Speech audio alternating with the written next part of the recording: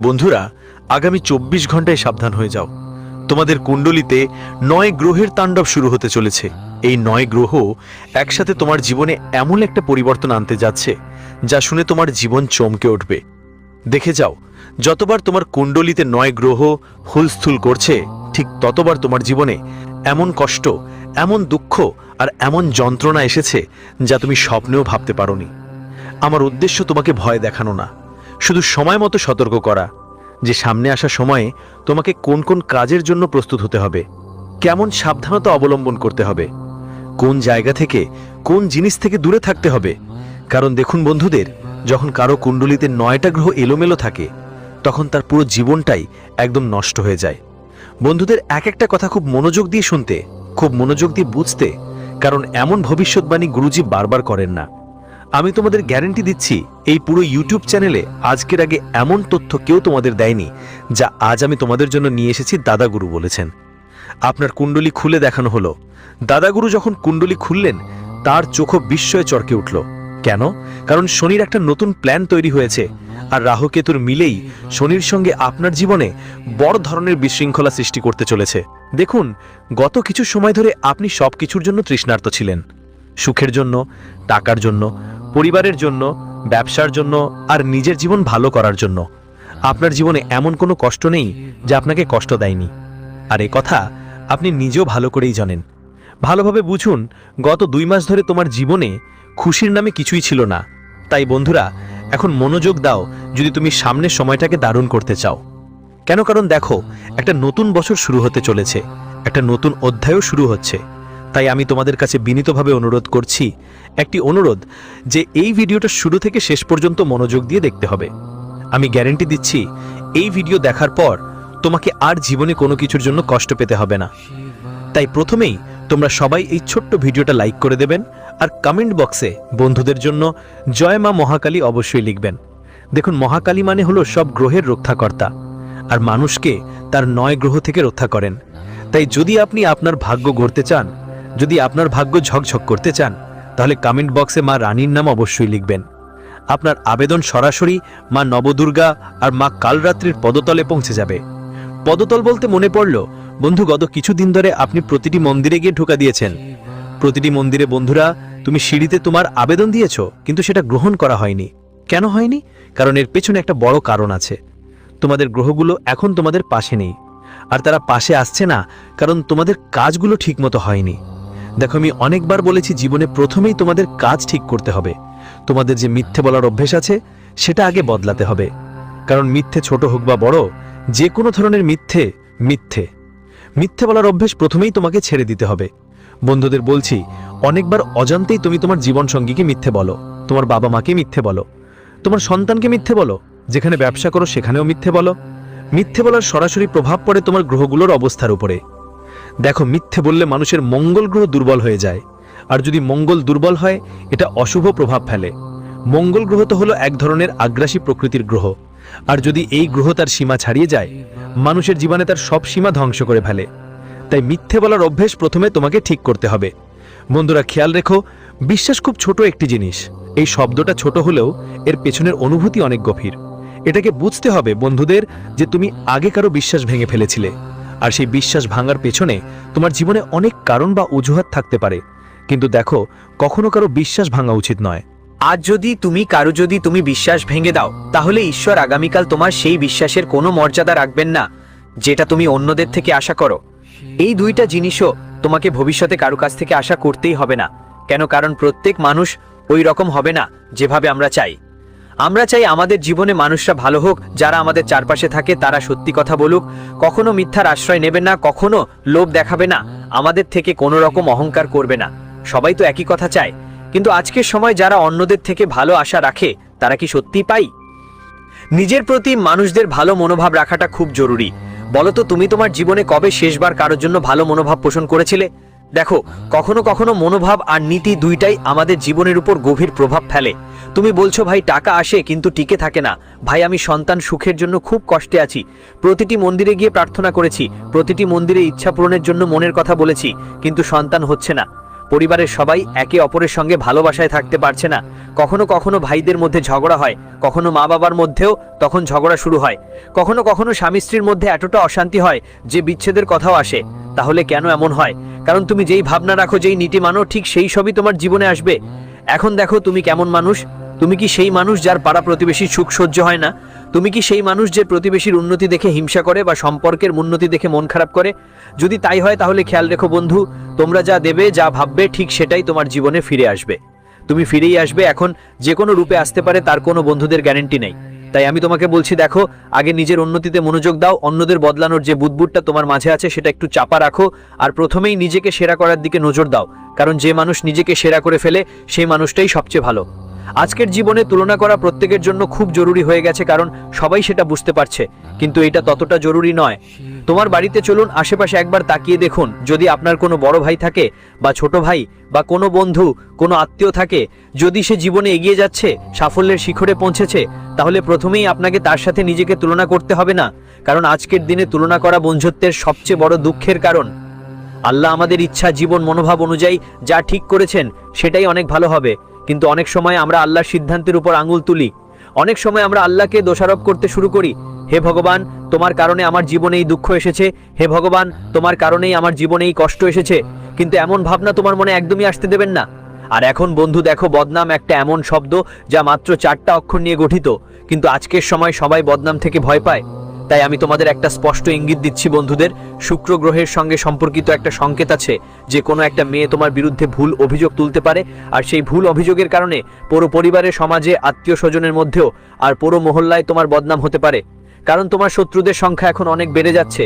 কেন বেড়ে যাচ্ছে? এর কারণ শুধু এটুকুই যে তুমি বন্ধুদের অনেক পরিশ্রম করে নিজের জোরে টাকা উপার্জন করছো, সম্মান উপার্জন করছো, মর্যাদা পাচ্ছ। আর যদি সেই সম্মানে দাগ না লাগানো হয়, তাহলে তুমি কিভাবে বুঝবে তোমার সম্মান কতটা? তো বলতে চাই যে এই কলঙ্ক তোমার কপালে লাগতেই চলেছে, যেটা হবে বদনামের। তাই তোমার বদনামের ভয় বন্ধুদের সত্য থেকে লুকো না। যাই বলার আছে লোকেদের সামনে স্পষ্ট করে বলে দাও। বন্ধু, আমি তো ওরকম কিছু করিনি। এখনো কিছু মানুষ আমাকে ভুলভাবে বদনাম করছে, কেউ কেউ আমার সম্মানের সাথে খেলছে। তো বলছি বন্ধু, মেয়েদের ঝামেলা একদম পড়ো না। কারণ যে মানুষ মেয়েদের পেছনে পড়ে সে নিজের জীবনকে ঝুঁকির মধ্যে ফেলে দেয়। দেখো, অন্য মেয়েদের সাথে পরের 24 ঘন্টায় না কোনো কথা বলতে হবে, না কোনো বন্ধন তৈরি করতে হবে, না কোনো সম্পর্ক গড়ার চেষ্টা করতে হবে। তুমি শুধু তোমার জীবনের সঙ্গীর প্রতি সৎ থাকো, আর না শুধু চেষ্টা করো না, যতটা সম্ভব তোমাকে তোমার জীবনের সঙ্গীর প্রতিদার থাকতে হবে। ওর সব ইচ্ছে পূরণ করতে হবে, ওর মন জিততে হবে, ওর ভালোবাসা যত্ন নিতে হবে। কিন্তু বলছি বন্ধু, যদি তুমি কোনো ভুল মেয়ের ফাঁদে একবার পড়ে যাও, তাহলে তোমার জীবন নরকের মতো হয়ে উঠতে বেশি সময় লাগবে না। আর এই ঘটনা তোমার জীবনে প্রথমবার ঘটছে। কেন ঘটছে? কারণ দেখো, গ্রহগুলোর খেলা সাধারণ হবে না। যেসব জিনিসের ভয় তোমার হচ্ছে সেগুলো ঘটতে বেশি দেরি করবে না। আর আমি এত স্পষ্ট ভাষায় তোমাকে বুঝিয়ে দিচ্ছি। বন্ধুরা, কেউ তোমাদের বুঝাবে না। তাই সবচেয়ে প্রথম আর সবচেয়ে জরুরি কথা হলো, তোমাদের নারীদের থেকে দূরে থাকতে হবে। প্রথমেই এইটাই যে তাদের সাথে তোমাদের কথা বলাও চলবে না, কোনোভাবে সম্পর্ক তৈরি করাও চলবে না। এখন বলি বন্ধুরা, তোমাদের নিজের শরীর নিয়ে একটু সতর্ক থাকতে হবে। কারণ কখনো কখনো গ্রহের সরাসরি প্রভাব আমাদের স্বাস্থ্যের ওপর পড়ে। ধরো, আজ আমরা পুরোটা দিন সুস্থ আছি, জীবনে কোনো রকম ব্যথা নেই, শরীরে কোনো সমস্যা নেই। কিন্তু যখন গ্রহ দুর্বল হয়, তখন গ্রহ আমাদের সরাসরি স্বাস্থ্যের ওপর প্রভাব ফেলে। যেমন কারো যদি এই সময় লো ব্লাড প্রেশার বা সুগারের সমস্যা থাকে বা ছোটখাটো কোনো অসুবিধা থাকে, তাহলে সেটা দ্রুতই চিকিৎসা করাতে হবে, না হলে সেই সমস্যা তোমার জন্য বড় ঝামেলা তৈরি করতে পারে।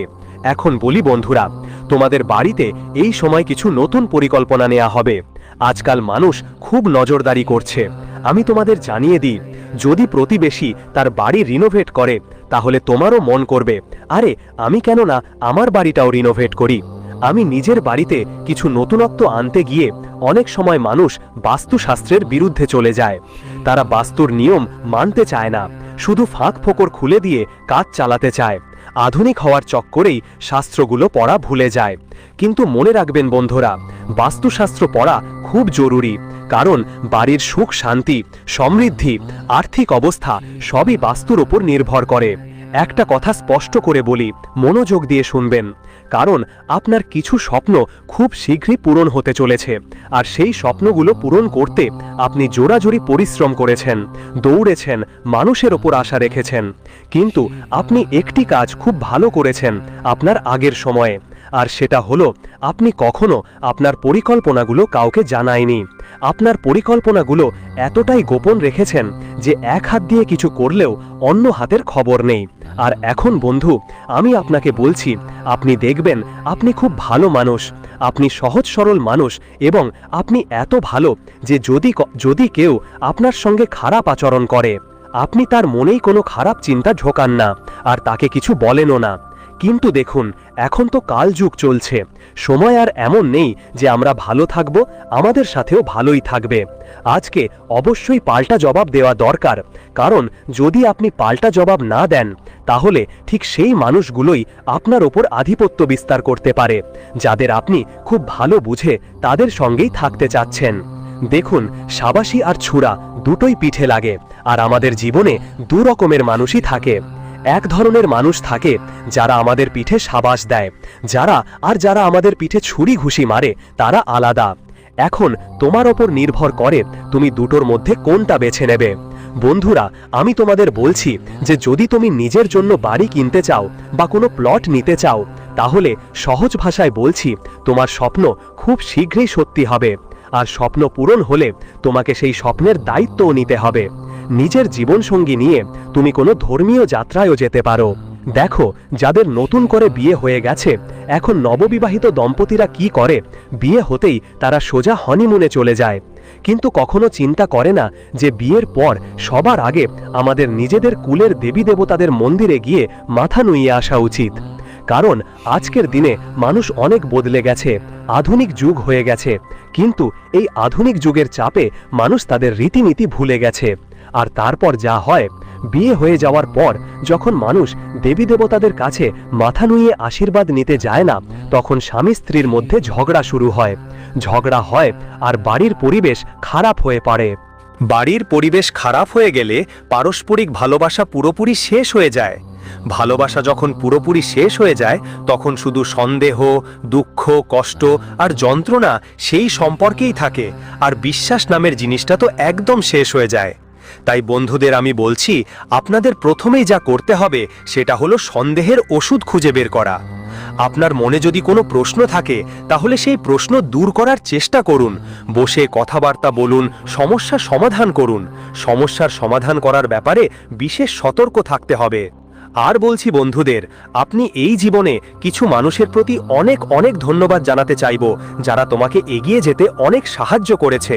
কিন্তু তোমার মনে হয় তোমার জীবনে এমন কেউ আছে? যদি একজন মানুষও তোমার জীবনে থাকে, তাহলে তোমার কখনো কাঁদতে হতো না। মা বাবার ছাড়া আর কেউ নিজের নয়, কারণ মা বাবা তোমার সঙ্গে থাকলে তাদের ভালো করে যত্ন নিও। কিন্তু দেখো, আজকাল যা হয়, যে বউ হয় তারা মা বাবাদের একদম পছন্দ করে না। বউরা যারা হয় তারা বাড়ির মেয়ে কখনো ভালো লাগে না। তো আমি বলেই দিচ্ছি, তোমার যদি কোনো মেয়ে থাকে, তাহলে তোমার ছেলেকে ভালো সংস্কার দাও, তোমার মেয়েকে এমন সংস্কার দাও যে যেখানে তোমার বিয়ে হবে, যেখানে তোমার বিবাহ হবে, সেখানে যেই তোমার শ্বশুর থাকে, সে শ্বশুর শাশুড়ি নয়, তোমার বাবা মা। আর শ্বশুর শাশুড়িকেও বুঝতে হবে যে কেউ যদি কোনো মেয়েকে বিয়ে করে নিজের বাড়িতে নিয়ে আসে, তাকে কন্যে ভাববে না, নিজের মেয়ের মতো সম্মান দেবে। যদি মেয়েকে মেয়ে ভাবো, আজকের সময়ে অর্ধেক বাড়ির সমস্যা সুতরাং শেষ হয়ে যাবে। কারণ দেখো, আজকাল পারিবারিক সম্পর্কগুলোতে যেটা দেখা যায়, ঝগড়ার কারণটা অনেক সময় হয় যে কখনো শাশুড়ি আর বউয়ের মধ্যে বোঝাপড়া হয় না, কখনো ছেলে আর বউয়ের মধ্যে ফাটল থাকে, কখনো বাবা মা আর সন্তানদের মধ্যে সম্পর্ক ভালো থাকে না। সমস্যাগুলো যদি মূল থেকে ঠিক করা যায়, তাহলে অনেক ভালো হয়। আর যদি সমস্যা বাড়তে থাকে, তাহলে কষ্ট তো আমাদেরই হবে। তাই দেখুন, যখন সমস্যার মূলে আমরা পৌঁছাই, সেই মূলকেই কেটে ফেলা খুব জরুরি। না হলে ঝগড়া, কলহ, বিবাদ আমাদের বাড়িতে দানবের মতো ছড়িয়ে পড়বে, আর একবার দানব ছড়িয়ে পড়লে সেটা আর থামানো কঠিন হয়ে যায়। বাড়িটা ভিতর থেকে ফাঁপা হয়ে যায়। সম্পর্কের মধ্যে মর্যাদা থাকা খুবই জরুরি বন্ধুদের। কিন্তু আজকের সময়ের যারা আধুনিক মেয়েরা বড় বড় শহরে পড়াশোনা করে আসে, বড় বড় ইউনিভার্সিটিতে ওরা আগে থেকেই কোনো না কোনো সম্পর্ক নিয়ে আসে, তারপর তারা সম্পর্কের মর্যাদা বোঝে না যে একটা বিবাহিত জীবন কিভাবে হয়, বিবাহিত জীবনে কত দায়িত্ব থাকে। তাই যে মানুষ দায়িত্ব নিয়ে এগোয় ও মানুষটা সবসময় সফল হয়। আর দেখো, কখনো কারোর সঙ্গে জোর করে বিয়ে করা উচিত নয়। আজকাল মানুষ লাভ ম্যারেজকেই প্রাধান্য দিচ্ছে, কারণ এখন সময়ের ধারা বদলে গেছে। যখন মানুষ নিজের পছন্দের মানুষের সাথে বিয়ে করবে, তখন সেই বিয়েতে সে সত্যিই খুশি থাকবে। এমন একটা ভয়ঙ্কর ঘটনা ঘটবে যা শুনে আপনার পুরো পরিবার কাঁপতে শুরু করবে, তারা গভীর শকে ডুবে যাবে। কারণ দেখুন, এবার আপনার কুণ্ডলিতে যে মহাপরিবর্তন এসেছে সেটা সাধারণ কোনো পরিবর্তন নয়। শনিদেবের কঠোর দৃষ্টি আপনার কুণ্ডলির ওপর পড়েছে এবং বলা হচ্ছে, যখন শনিদেব কারোর ওপর রেগে যান এবং কোনো কুণ্ডলিতে অশুভ ফল দিতে শুরু করেন, তখন সেই মানুষ ধ্বংসের পথে চলে যায়। এক সেকেন্ডও সময় লাগবে না। দেখো বন্ধু, কিছুদিন ধরেই তোমাদের বাড়িতে যে আনন্দ আসতে চলেছিল, যেই জিনিসটা নিয়ে তুমি খুব খুশি ছিলে, সেটাই তোমার থেকে অনেক দূরে সরে যাবে। মানে বন্ধু, এবার তোমার জীবনের যে রঙগুলো উড়ে যাবে, সেগুলো আবার ফিরিয়ে আনা খুব কঠিন হবে। আমি তোমাকে ভয় দেখাচ্ছি না, আমি শুধু সতর্ক করতে এসেছি যে ঠিক কোন ভুলগুলো তুমি আগামী 24 ঘন্টার মধ্যে করো না। কারণ দেখো বন্ধু, এই খেলা শুধু 24 ঘন্টার জন্য নয়, এই খেলা পুরো জীবন তো চলতেই থাকবে। তো যদি তোমার নিজের জীবন ভালো লাগে আর তুমি চাও তোমার জীবন সুরক্ষিত রাখতে, তাহলে এই ছোট্ট ভিডিওটা মনোযোগ দিয়ে এক এক কথা শোনো আর বুঝো। কারণ বন্ধুরা দেখো, এমন ভিডিও বারবার তৈরি হয় না। আমি শেষবার তোমাদের কাছে বিনম্র আবেদন জানাচ্ছি, যদি তোমার জীবন ভালো লাগে, যদি তুমি নিজের জীবনকে ভালোবাসো, তাহলে এই ভিডিওটা শেষ পর্যন্ত দেখো। কারণ বন্ধুরা, এই সময় দাদাগুরু তোমার কুণ্ডলী খুলে দিয়েছেন এবং তোমার কুণ্ডলীর অষ্টম ঘরে রাহু অবস্থান করে। ঠিক তাই, কুণ্ডলীর চতুর্থ ঘরে এই মুহূর্তে গুরু গ্রহের উপস্থিতি থাকবে। দেখুন বন্ধুরা, আমাদের শাস্ত্রে বলা আছে যে কুণ্ডলীর খেলা আজ পর্যন্ত কেউ বদলাতে পারেনি। কুণ্ডলিতে যা লেখা থাকে, মানুষের জীবনে ঠিক সেরকমই ঘটনা ঘটে। এটা 101% সত্যি। তবে আজও অনেকেই আছেন যারা কুণ্ডলীর কথায় বিশ্বাস করে না, আর পরে যখন তাদের জীবনে কিছু ঘটে, তখন তারা পস্তায় এবং ঈশ্বরকে দোষ দেয়।